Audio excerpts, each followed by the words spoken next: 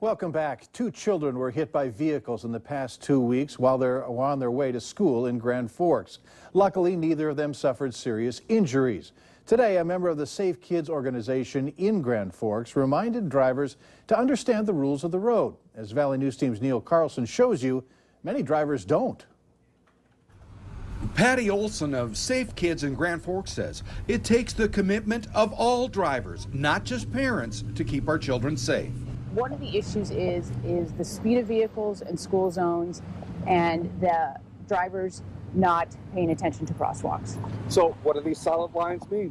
They mean that that is where we want children and parents to cross, and that drivers need to yield to pedestrians that are in the process of crossing. It sounds simple, but look what's happening at this intersection with a four-way stop and crosswalks that are clearly marked. Olson says a big part of the problem is that some drivers simply aren't following the rules.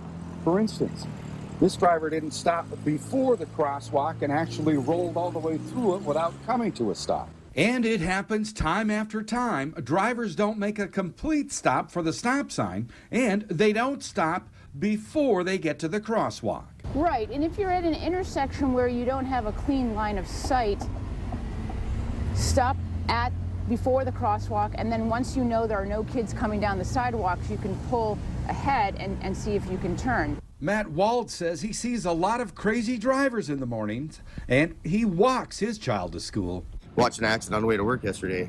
Okay. So I just on that ordeal. What age do you think you'll let her start walking?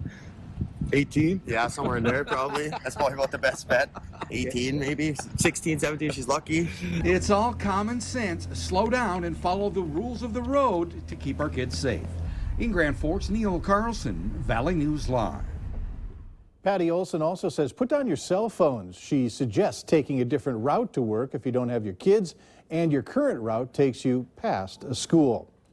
If you need help with problems in your community, don't forget the Whistleblower Hotline. It's there to take your calls. Call the hotline at 701-237-6576 and leave your tip. A member of our investigative team will get on the case and go to work to expose the truth. Big trucks changing lives. A little later, how truckers are gathering to help Special Olympics and how you can get involved.